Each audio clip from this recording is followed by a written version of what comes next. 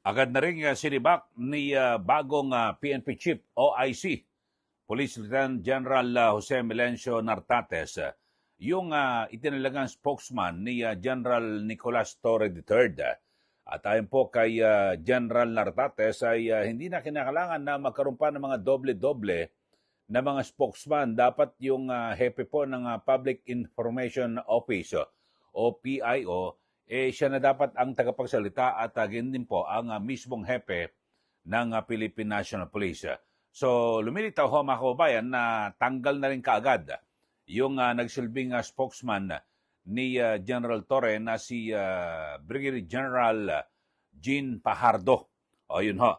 At samantala, itong naunang ipinatupad na reshuffle ni General Torre na kung saan ay naglipat ng iba't ibang mga pwesto, yan po ay agad na kinontra at binaliktad na rin. So ibig sabihin ay hindi po yan ipatutupad na ng bagong hepe ng Philippine National Police. Panoorin po ninyo mga kababayan itong report na may kinalaman dito sa pagbasura ng bagong PNP chief sa reshuffle o revamp na isinagawa ni General Torre. Ito, panoorin po ninyo. Kuya nang ibinasura ang reshuffle na ipinatupad o iniutos noon ni dating Police Chief General Nicolas Torre. Sinunod ng bagong PNP OIC ang direktiba ng National Police Commission. Narito ang agenda report ni Andrea Salve. Ipinatupad na ni PNP Officer in Charge Lieutenant General Jose Melencio Nartates Jr. ang resolution ng National Police Commission na nagpasawalang bisa sa major reshuffle na ipinag-utos ni dating PNP Chief General Nicolas Torre III sa PNP Command Group. Una nang ibinalita ng Billionaire News Channel ang nasabing resolution na ayon kay Interior Secretary John Vic Rimulya, isa sa mga naging dahilan sa pagkakasibak ni Torre sa pwesto. Kasama rin sa utos na yon ang paglilipat kay Nartates mula sa pagiging Deputy Chief for Administration papunta sa West Mindanao para maging Area Commander. Una, nagpapasalamat tayo kay Chief PNP General Nartates. Thank you for implementing our National Police Commission resolution. Thank you for recognizing civilian authority over the uniformed service. Thank you for recognizing institutions. Muli ring maglalabas ng resolution ang NAPOLCOM para i-reaffirm ang acting capacity ni Nartates bilang PNP Acting Chief, ngayong nakay Torre pa ang 4 stars at floating pa ang status nito sa ahensya. Sa una niyang public appearance kahapon matapos masibak sa pwesto, sinabi ni Torre na magli-leave muna siya sa trabaho. Kung hindi retirement, ang susunod na assignment ni Torre ay nasa pagpapasya ni Nartates.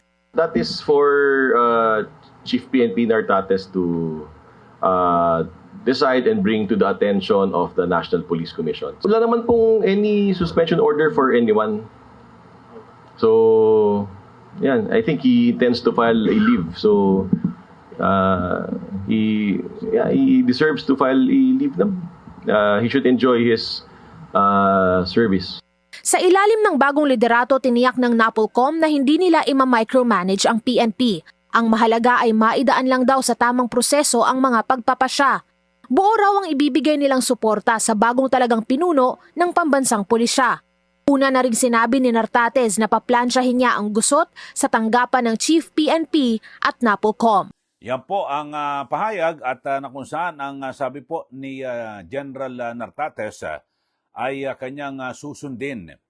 Ito pong National Police Commission. Kung niyo pong matatandaan, ito nga sinasabing reshuffle na isinagawa po ni General Torres sa ilang matataas na opisyal ng PNP at kabilang ho dyan, ito pong si Lieutenant General Nartates na kung saan ay pagiging number 2 man ay biglang ipinatapon sa Mindanao bilang area commander.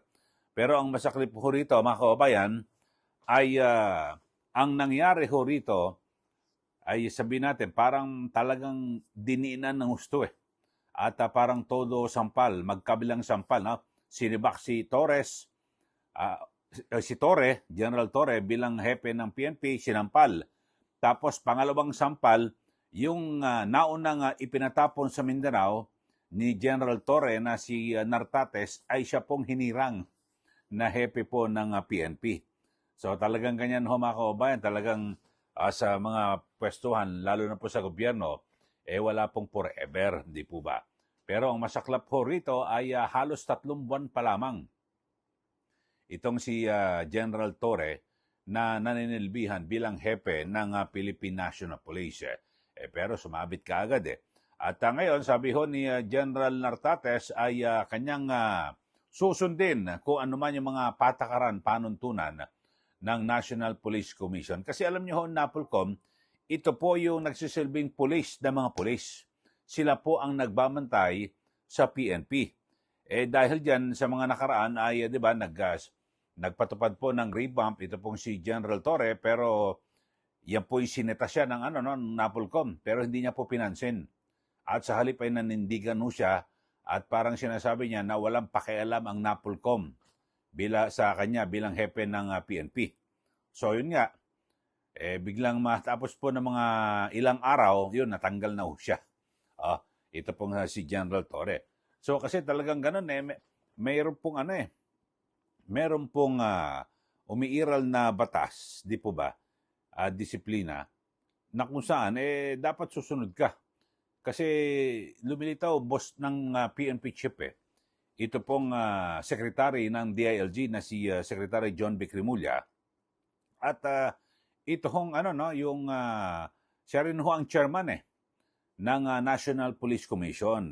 Alam nyo ho, mga kababayan, base po sa Republic Act 8551 na nag-amyenda dito po sa Republic Act 6979 o 6975, yung PNP law, malinaw ho na nakalagay ho, nakasaad, na ang National Police Commission ay meron pong administrative and operational control sa PNP. So kung ano man ang gagawin ho ng hepe ng pulisya, tulad ho si General Torre, isasangguni niya ho sa NAPOLCOM at pwedeng reviewin at kung ano yung gagawin pagbalasa at pagpapalit ho ng mga opisyal ng PNP, lalo na ho yung mga matataas na opisyal. So kailangan mong isang guni itimbre sa NAPOLCOM. Yung nangyari nga ho nakaraan, di ba? Hindi niya na ho tinimbre, nung sineta na ho siya, hindi niya lalo sinunod.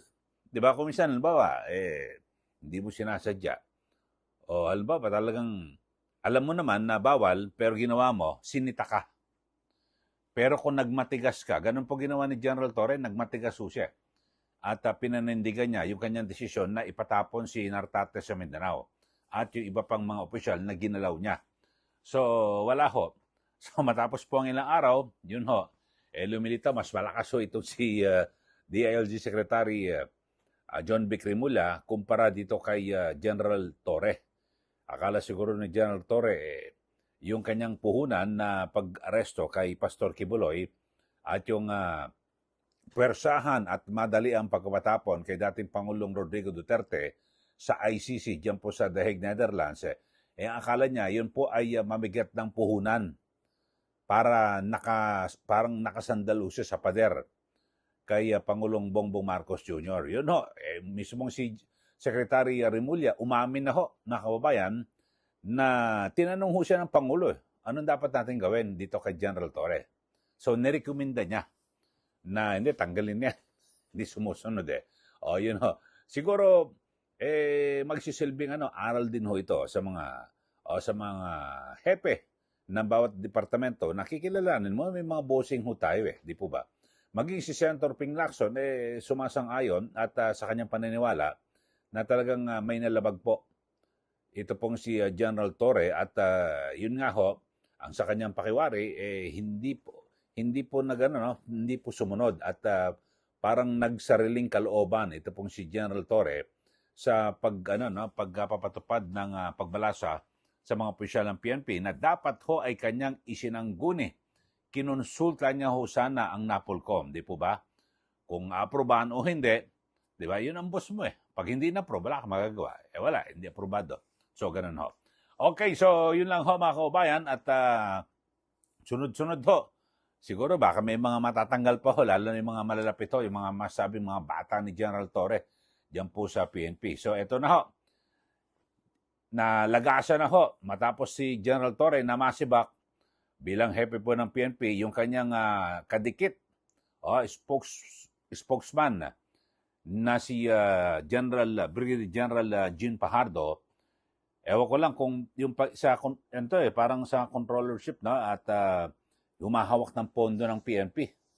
Controller, itong si General Fajardo, palagi ko matatanggal din ho ito sa pwesto na yan. At hindi natin malaman, abangan natin kung saan siya dadalhin o ipapatapon o kung saan siya mabibigyan ng assignment sa panunungkulan ni General Jose Melencio Nartates. O isa mga bago lang po sa ating channel, huwag niyo po kalimutan na mag-subscribe, i-like at i-share para lagi ho kayong updated sa ating mga ginagawang komentaryo dito po sa ating channel.